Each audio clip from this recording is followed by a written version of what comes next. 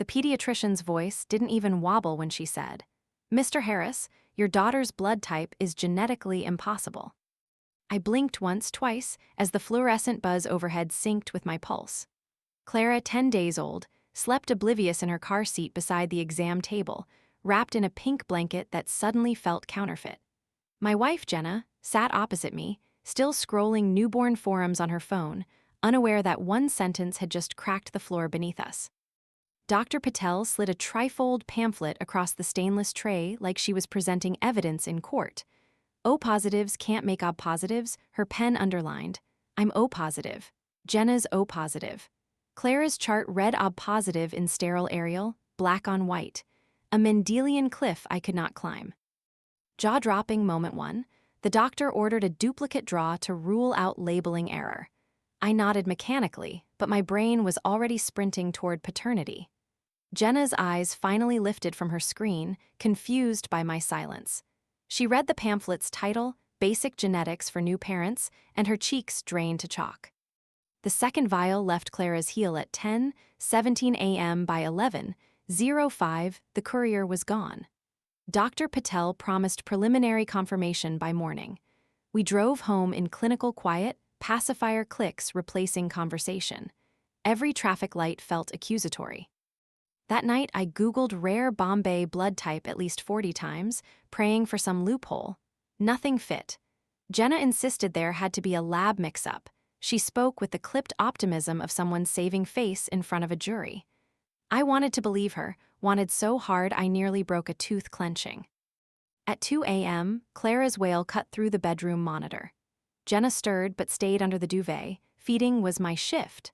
I padded to the nursery, bottle in hand, and found myself studying Clara's features like a forensic sketch artist, nose a little upturned, eyes too wide. Were those my ears? Was that Jenna's chin or someone else? Morning came. The phone rang at 8:46 a.m. Preliminary repeat confirmed ob positive. "We'd like to run parental typing for completeness," Dr. Patel said. Jaw-dropping moment two.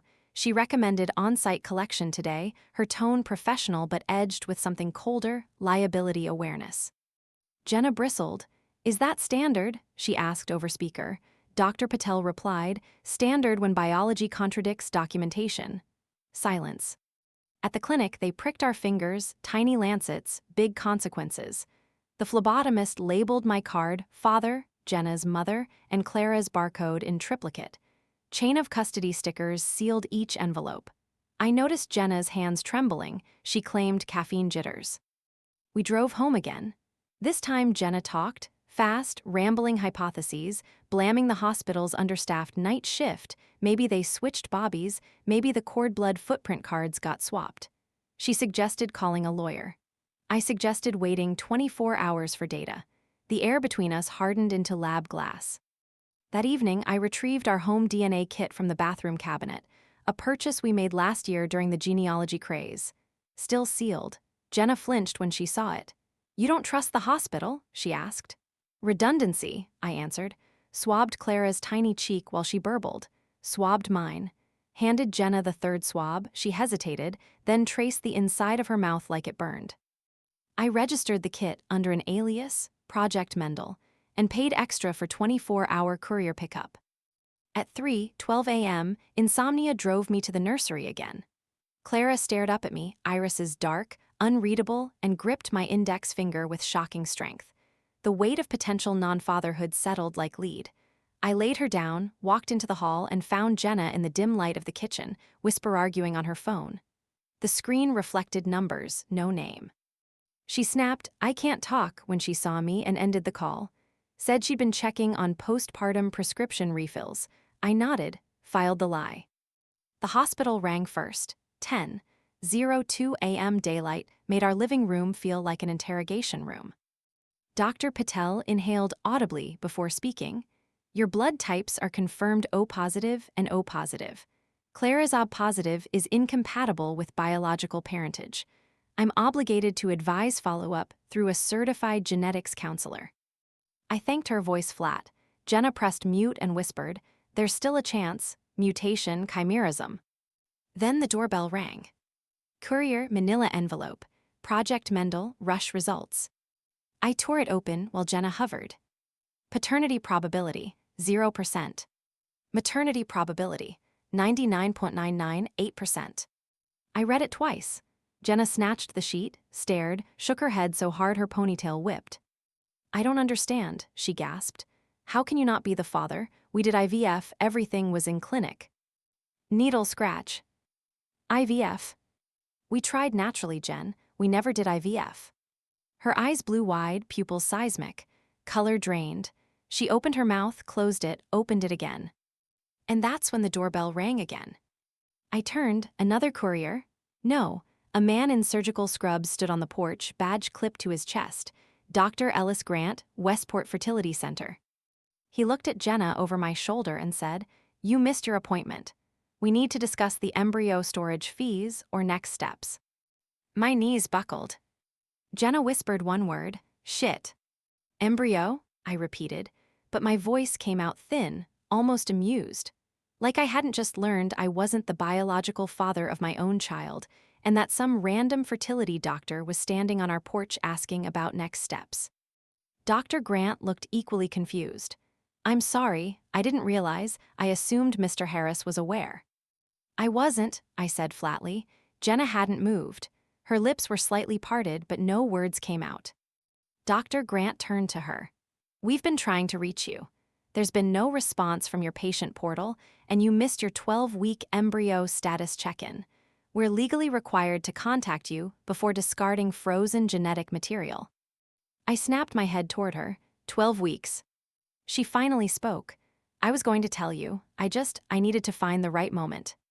"The right moment to tell me you secretly did IVF behind my back." "Technically, it wasn't behind your back," she whispered. "It was just before you." "Before me." Dr. Grant checked his watch. "I can come back another time." "No," I said, "you're staying." He stepped inside hesitantly. Jenna stumbled backward like the room was spinning. Clara started crying in the next room, like the universe was setting a goddamn metronome to destruction. 5 minutes later, we were all sitting on the living room couch. Me, Jenna, Dr. Grant, and a printout folder that might as well have been a ticking bomb. "So let me get this straight," I said, hands trembling. "You had embryos frozen with someone else, then you and I started dating. You got pregnant, told me it was natural, and now we find out this baby isn't mine and you weren't surprised." "I didn't think it would matter," Jenna said, voice breaking. "We talked about starting a family. Not with someone else's sperm." Her face twisted. "It wasn't someone else. It was mine. I just didn't think I'd be able to conceive naturally. I used a donor before we met, and when we started dating, I assumed I'd never need those embryos. But then I missed a period and assumed it was ours." "You assumed?" "It made sense. We weren't using protection. I didn't think the clinic would have." Dr. Grant cleared his throat. "Actually, there's something else." We both turned toward him like characters in a horror film, about to hear the final twist. "There was an error during embryo transfer protocol," he said carefully. "It appears your patient record was misfiled. The donor profile we implanted wasn't the one previously selected. We're currently conducting internal review, but there's a chance this child may not be related to either of you." I stood up so fast the coffee table rattled. "What the fuck are you saying?" Dr. Grant removed a printed page from his folder. It was a scanned chart. At the top, embryo transfer log, Grant, Jenna M., under donor match ID. Someone had crossed out the intended ID and handwrote a new one. My head spun. "So Clara might not even be Jenna's daughter," I said. "She might be a stranger's child." "That is a possibility we're currently exploring," he replied. Jaw-dropping moment 3. My legs gave out. I dropped into the armchair, vision tunneling. "I need to go," I said. "I need time." Jenna reached for me, but I pulled away.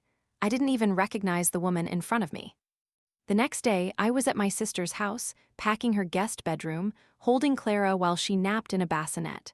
My sister, Margot, said I could stay as long as I needed. I wasn't ready to tell my parents yet. I didn't even know what story to tell. That afternoon, I called a lawyer. He told me bluntly, "This is one of the most complicated paternity fraud cases I've ever seen. If the child is genetically unrelated to both parents, custody defaults to legal guardianship unless contested by biological relatives. But if someone faked paperwork, we're talking about civil and criminal implications. Great, so I might not just be heartbroken. I might also be facing a custody nightmare for a baby who isn't legally mine. That night, a package arrived via same-day delivery. I hadn't ordered anything. No return address. Inside, a red USB drive and a note. Typed, not handwritten. She knew all along. Start with the folder labeled Echo. I plugged the USB into Margot's laptop and opened the folder. Inside, dozens of scanned PDFs, screenshots of clinic forms, payment records. The last file. A video. Jenna sitting in a fertility office, laughing, saying, "If he ever finds out, I'll just say it was an accident. I mean, he's not going to test the baby, right?" The camera angle was slightly off, clearly taken from someone's purse or hidden cam. Probably illegal. But completely damning. I stared at the timestamp. It was 2 months before Clara was born. So not only did Jenna know the baby wasn't mine, she planned the lie. Which meant everything she said in the last 48 hours, every stuttered excuse, every teary denial, was rehearsed. My phone buzzed. New message from an unknown number. Still think she deserves custody. Attached, a genetic match report, not just Clara's. Another infant, male, born same week. Same donor ID. There were 2 Bobbies. And one of them wasn't in our house. I didn't sleep that night. I just stared at the DNA match report like it could rearrange itself if I blinked enough times. But no, the same donor ID, 2 infants. One was Clara.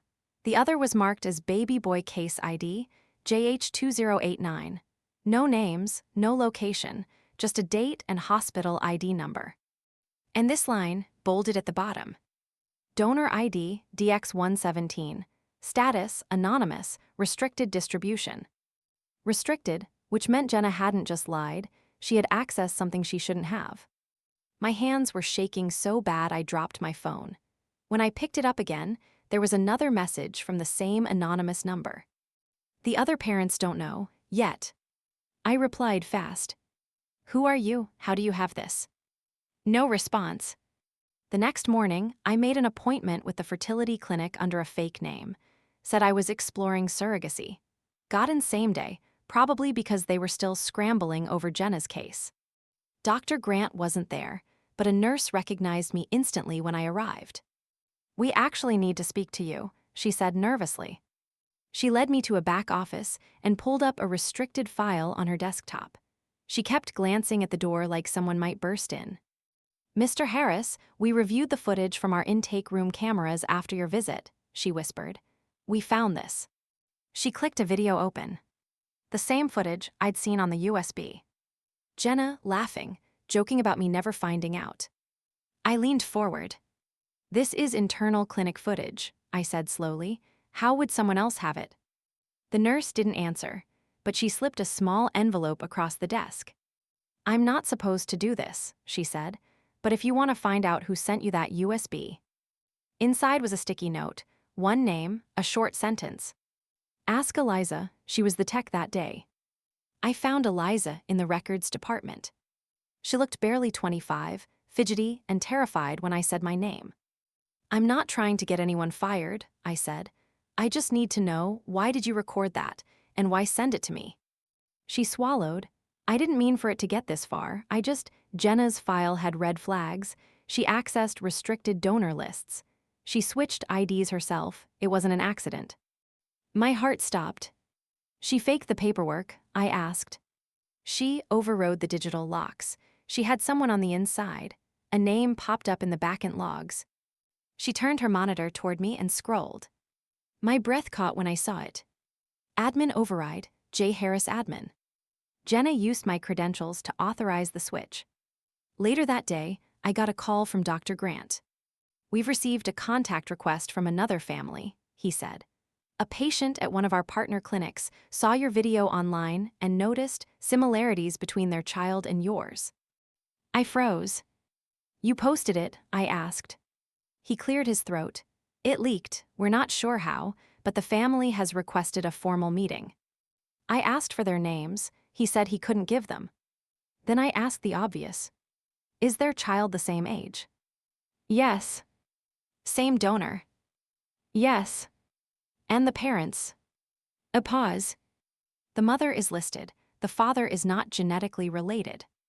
I met them 2 days later in a neutral setting, an attorney's office. Her name was Maya, and her son's name was Ezra. He had Clara's eyes. The attorney laid out the document slowly. 2 DNA reports, 2 timelines, 2 birth certificates, same sperm source, different mothers, no crossover except the donor ID. And the irregularities tied to Jenna Harris. Maya looked shaken. I never chose donor DX117, she said. My file says donor DX081, but the kid isn't a match. She turned to me, voice low. What is your wife doing with these embryos? I looked her dead in the eyes. She's not my wife anymore. When I got home, Jenna was sitting at the kitchen table, holding Clara like she was a shield. I didn't speak. I just handed her the documents, the DNA report, the donor records, the match with Maya's child. You stole a donor embryo, I said. You lied to me. You forged authorization using my credentials. You let me believe she was mine. You named her after my grandmother. Jenna finally snapped. I did it because you never WANTEDKIDS. I reeled. What? You always said you did, she cried, but you never took the next step. You never booked appointments, never followed up. I didn't think you were serious, so I planned it myself. I knew what I wanted. I didn't think you'd care once she was born. I wouldn't care that she wasn't mine. She is yours, Jenna whispered. You raised her, you fed her, that counts. Not in court. Silence. Then she said the thing I'll never forget. She may not be yours, but neither was I. And she stood. I was pregnant when we met, Noah. I just didn't know for sure. I used you because you were stable.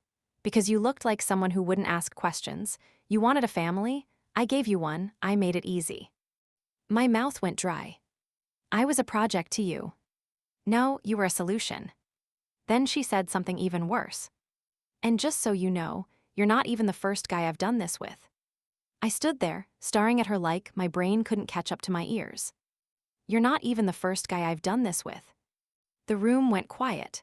Clara squirmed in her arms, sensing the tension, but Jenna just adjusted her grip and gave me this calm, unblinking look, like she just admitted to borrowing my sweater, not conning me into fatherhood. I said nothing. I couldn't. It was like my jaw had locked. You think I'm proud of it, she said almost gently. I didn't plan for it to go like this, but men like you, stable, eager, desperate to fix someone, they make it easy. Her voice dropped, and Clara needed to exist, whether you were part of it or not. I finally found words. What happened to the first guy? She gave the tiniest shrug. He caught on, too late to change anything. Did you use his credentials too? She didn't answer, which told me everything. I left that night with Clara in my arms and a gut full of panic. Legally, I wasn't her father. But morally, practically, every night feed, every teething scream, every tiny pair of socks I folded, I was her dad. So how the hell do you walk away from that? I met with my lawyer the next morning. He looked over the USB footage, the printed reports, the forged login logs. This isn't just a civil issue anymore, he said.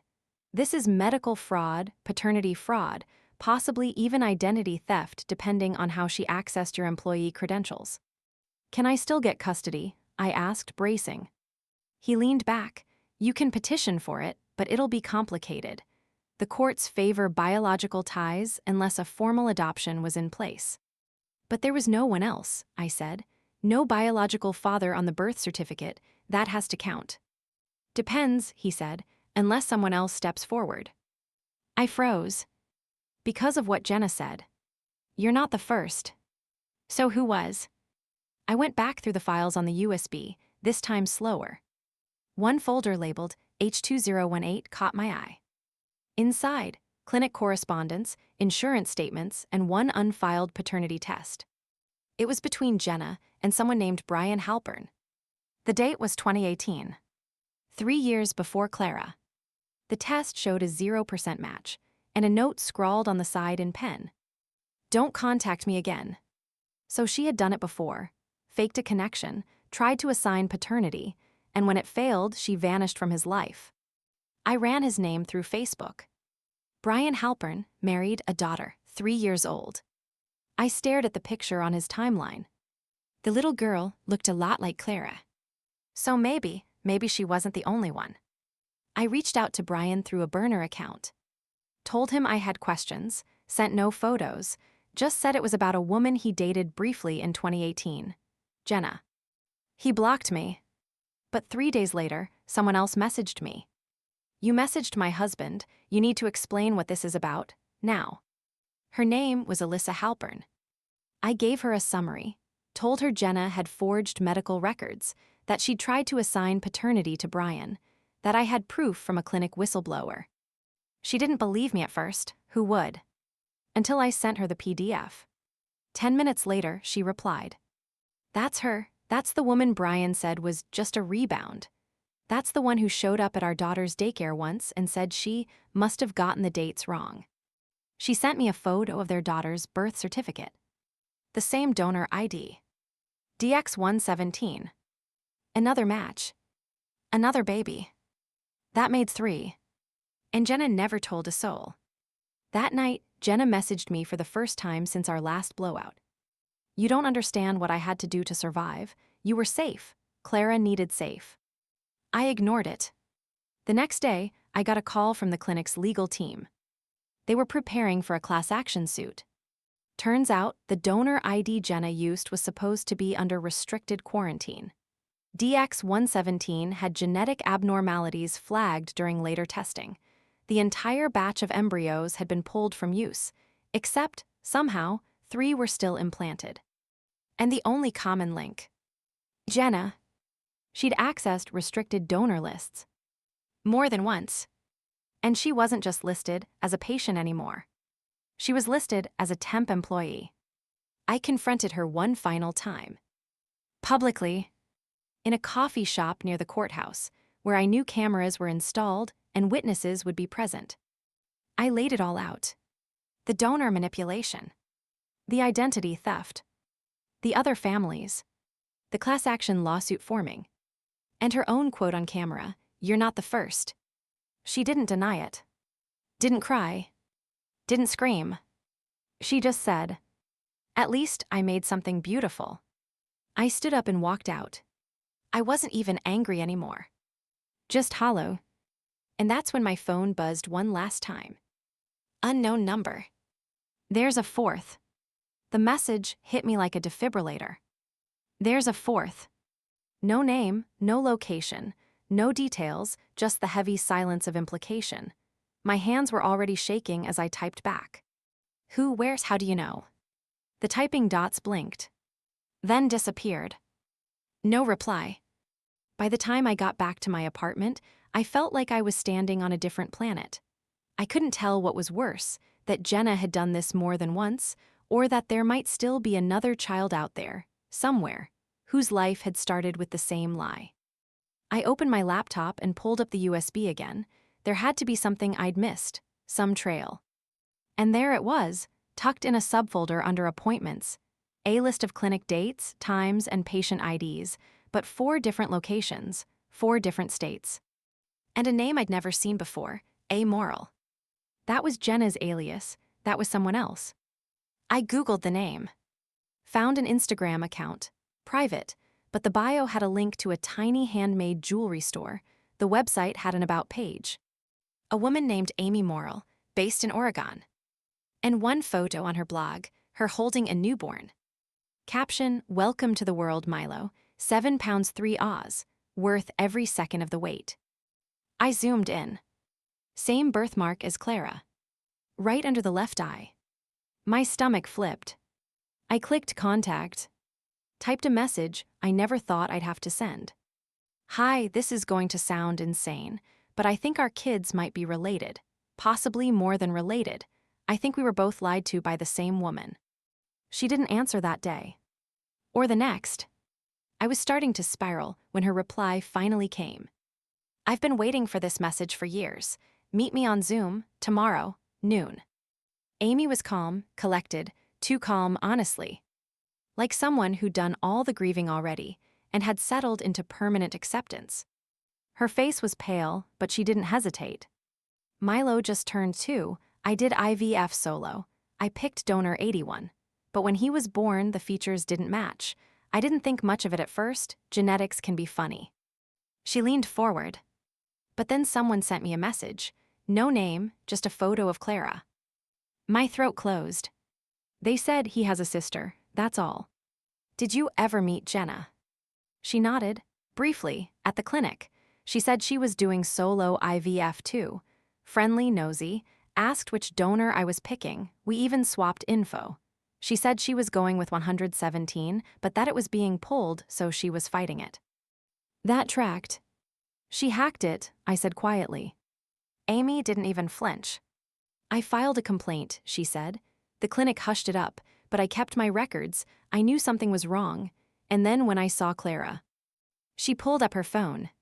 Side-by-side comparison. Milo and Clara, same eyes, same cheek dimples, same ears, you couldn't not see it. They're twins, I said. Fraternal, she nodded.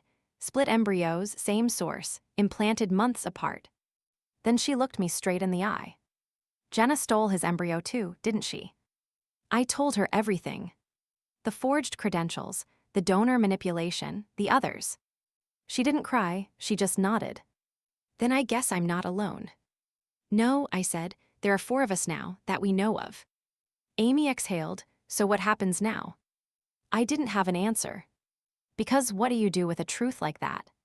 Later that night, I was putting Clara to bed when the doorbell rang. It was a courier. No return address, just a padded envelope. Inside, another USB. Another note. One last thing you should know. The file was dated 7 months ago. Clinic security footage, Jenna, talking to a man in a lab coat. She's visibly pregnant, hand on belly, whispering something. Then the audio kicks in. Noah thinks this is his, but it's really from the same donor. I needed the DNA to match the others, keeps the story clean. The doctor looks panicked. You falsified the form again. Jenna shrugs. He'll never know, until I want him to. She laughs. He doesn't. You could lose everything. She smiles. You think I haven't before. The video cuts out. And I realize what I just watched. Jenna used the same donor for her current pregnancy. She was pregnant again when she left. And she never told me. Clara isn't the only one. There's a 5th. I stared at the paused frame of the video. Jenna's hand on her belly, that smug smirk like she was 2 moves ahead on a chessboard, no one else could even see. 5 children. All sourced from the same donor. All born through manipulation, lies, stolen access. And now, a 5th child on the way, one I hadn't even known existed. I couldn't breathe. She was pregnant again, using the same donor, knowing everything that had happened, planning it. It wasn't survival. It was a blueprint. The next morning, I sat across from my lawyer again, heart pounding like a war drum. She's carrying another child, I said, from the same restricted donor. He blinked, she's still implanting. She was 7 months ago. She could have already given birth by now. He leaned back, face grave. If this goes to trial, we'll need more than evidence of the fraud. We'll need testimony, from the others, from the clinics, from her. I nodded, she won't talk. He hesitated, what if she doesn't have to? What do you mean? He slid a folder across the table. Inside, a letter from the clinic's legal counsel. Jenna's access logs, internal complaints, and surveillance screenshots from each clinic. One of them, Jenna posing as a surrogate under an alias. She'd been harvesting embryos under different names, shipping them to partner clinics across state lines, registering them under fake surrogacy agreements, sometimes claiming other people were the intended parents. It wasn't just fraud. It was trafficking. My phone buzzed. It was Amy. She'd found something. Check Craigslist, Oregon Services Fertility. Scroll down, look for user, New Hope Baby 17. I pulled it up and felt like throwing up. A listing still live. Looking for a fresh start? Seeking adoption for infant due this fall. Safe, discreet, selective, must be local. Contact for details. She was selling the baby. Not legally, not through an agency, but through shady, backdoor private adoptions. Amy texted again. That was posted 2 weeks ago. I called the number. Blocked. I created a burner account. Messaged the listing, pretending to be a couple interested in adopting. Within an hour, someone replied. Female, due soon, private arrangement only, no agency involvement, $50K suggested donation. Donation, like it was a GoFundMe. Father not involved, no legal claim. Bullshit, I was the one being named on every forged form she touched. That night, I got a knock at my door. It was Jenna. It was Alyssa Halpern, Brian's wife. I think you need to see something, she said. She pulled out her phone, opened her gallery. There was a picture of her daughter, in a playground. Next to her, Jenna. In sunglasses, hoodie pulled up. Watching her. She didn't approach, Alyssa said, voice shaking. But she stood there for almost 30 minutes, just watching, then she disappeared. I backed away like I'd touched something hot. She's circling the kids. She's marking them, Alyssa corrected, like she thinks they still belong to her. I called Amy and Maya into a group video call that night. They were both terrified. She said the donor wasn't just restricted, Amy told us. He was part of a psychological study, military discharge, family history of schizophrenia. She knew, Maya whispered. She chose him for that. I told them what I found, about the Craigslist listing, about the false surrogacy logs, about the pattern. She's not just stealing embryos, I said. She's building something. Like a family, Amy asked. No, I said. A legacy, one where she controls every part. She's the gatekeeper, the creator, the mother of a bloodline with one genetic root and her as the common denominator.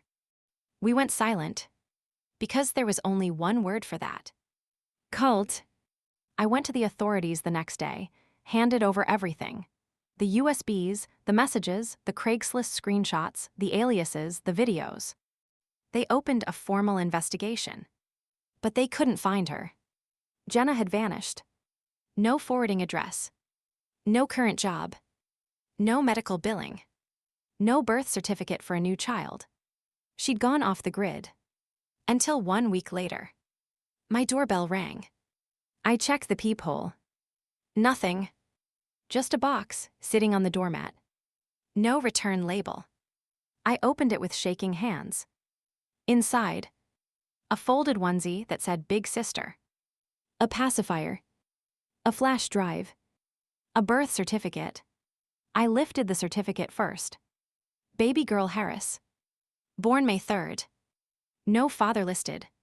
Then I plugged in the flash drive. One file. A video. Jenna's voice off camera. She has your eyes, Noah, but don't worry, I won't come for you, not yet. I just wanted you to know. You're a father again. And then, the screen cut to black. I don't remember dropping the flash drive, but I remember the sound. Plastic on hardwood, that sharp little snap that felt like it cracked something inside me too. She'd done it. She had another child. And this time she was using the baby as a message. Not a plea, not a threat. A proof. Jenna had become a ghost with a blueprint, and I was just one of the pins on her map. I turned the birth certificate over, desperate for a clue. There, scrawled faintly in pencil on the back, an address. Not an actual location, just coordinates. I plugged them into Google Maps. A cabin, somewhere outside Flagstaff, Arizona. Remote, dense forest, no nearby neighbors. It looked like it hadn't been updated in years. I called the detective on the case. They issued an order for a wellness check. It took 3 days. On the 4th, they called me back. We found the child.